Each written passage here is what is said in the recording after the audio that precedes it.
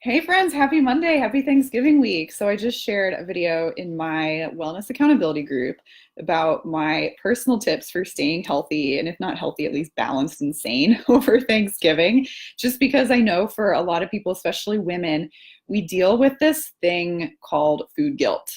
So let me know if you can relate to food guilt. And what food guilt is feeling guilty or ashamed after you eat something that you feel like you shouldn't have eaten. So I used to get this all the time after holidays, after events like weddings. It's like, oh God, why did I drink all that? Why did I eat the bread? Why I feel like crap? And it's just so dumb. Like, why do we do this to ourselves?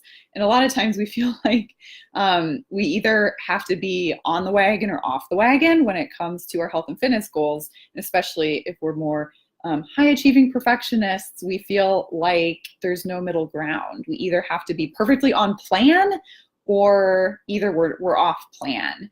And here's a secret, and here's something I want you to know.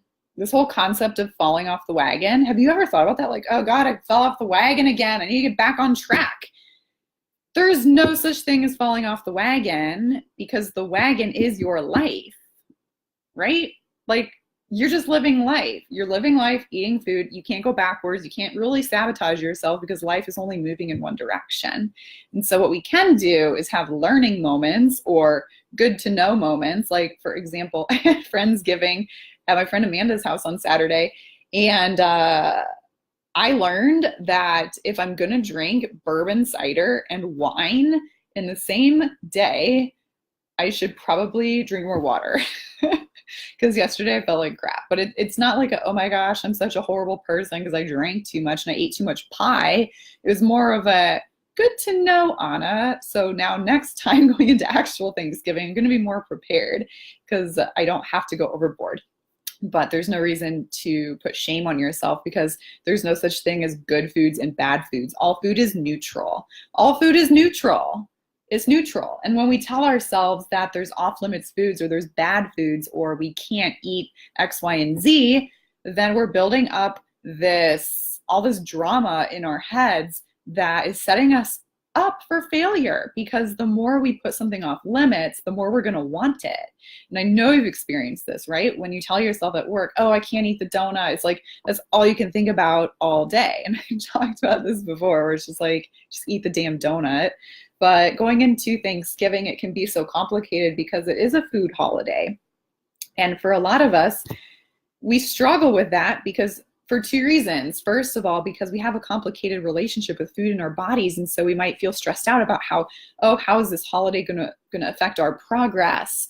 Or are we gonna gain weight? Or, we build up all this stress. And then secondly, it tends to be like, despite all of the warm, fuzzy, like gratitude, it tends to be a stressful day a lot of times because we're forced into close proximity with our whole extended family.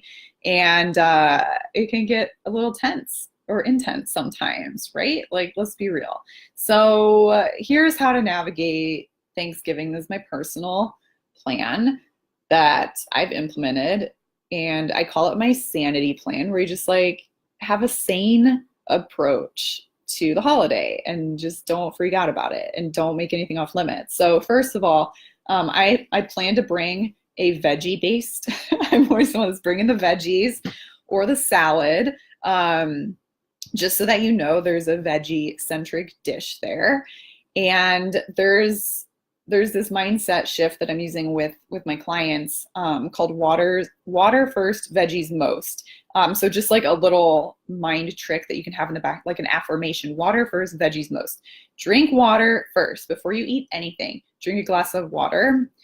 Veggies most is just make sure you're eating mostly veggies all day. So starting with the morning, just don't let yourself starve all day before Thanksgiving dinner, because then you're just going to spike your blood sugar and cortisol and just go into starvation mode. That's just no good. So make sure in the morning, I love getting up and out of the house to move my body, to go for a jog by myself, just get some me time in the morning. It's my own little personal ritual. I love it. And then I eat a giant breakfast. So eat some eggs, throw some veggies in the eggs, eat the oatmeal, have the smoothie, have whatever you want for breakfast so that your blood sugar is regulated and you're satisfied. And then make sure you're snacking on veggies all day. So by the time you hit the meal, you're not going to be ravenous. Okay. So fuel your body throughout the day, focus on water. And then when it comes to Thanksgiving, just like make sure you have a balanced plate. Again, don't make anything off limits because Thanksgiving food is the best. But I like to think about this like plate method where half your plate is going to be veggies. Okay. So that's salad, that's the roasted Brussels sprouts, that is even green bean casserole. Like, let's say that counts as veggies, right? You can be a little flexible with what counts as veggies. Potatoes do not count as veggies. They count as a carb. Carbs are not evil, but you just can't eat all the carbs or you're going to feel like crap. And this is like not feeling shame around what we eat, but physically how we want to feel. We physically want to feel good, satisfied, full, content, warm, fuzzy.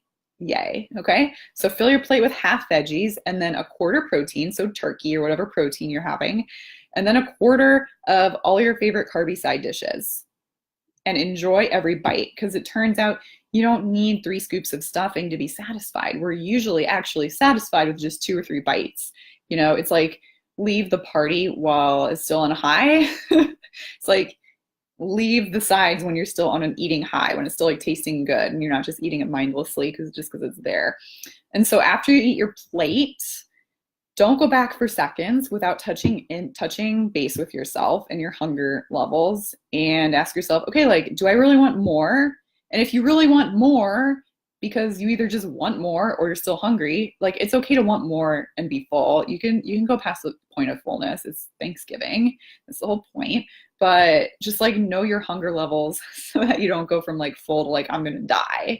You can go to like uncomfortably full, but just know your limits. And so if you do go back for seconds, again, drink water first and then eat some veggies first, then eat your protein and then eat your carby sides. And just that's going to give your body, and eating your more veggies and water is also going to really help your digestive system. Just giving yourself more fiber, it's going to help your gut process all the more indulgent foods, and it's going to help you feel a lot better and experience less bloat the next day. And then there's dessert. And with dessert, I say like eat whatever you want. Just eat it mindfully and enjoy every single bite.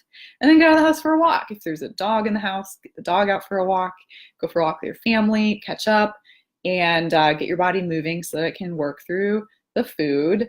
And just remember that indulgent foods make amazing fuel for our muscles.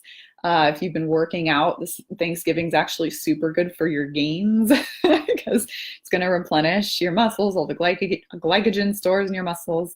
And so Friday is also a really great day to crush a workout because you're going to feel so energized and it's going to feel freaking amazing. So approach the day because you want to feel good, make decisions because you want to feel good, and enjoy. Don't be a drama queen around food because there's no such thing as good or bad food. And remember, at the end of the day, like, you can go off the rails maybe, but you can't go off the wagon because the wagon is your life and you're not going to sabotage yourself. So if you do want some support, some just like food sanity support to feel balanced and healthy throughout the holiday season, I am so excited to be opening my 5th annual Healthy Happy Holidays Challenge with my whole team. It's so fun. It's going to be 21 days of travel-friendly workouts, of balanced, sane, healthy comfort food recipes, and some self-care tips. Like, I'm going to share some meditations, just some easy ways we can just chill out, relax,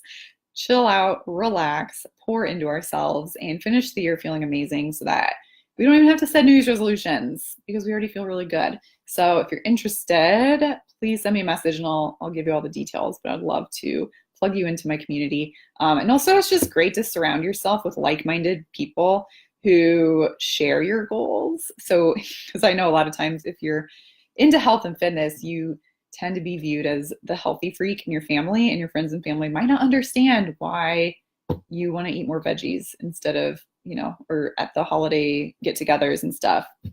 Don't be peer pressured into things, but surround yourself with encouraging positive people who are going to lift you up and hold you accountable and make it more fun along the way. It's going to be a blast. So let me know if you want more info on that. I'd love to hook you up.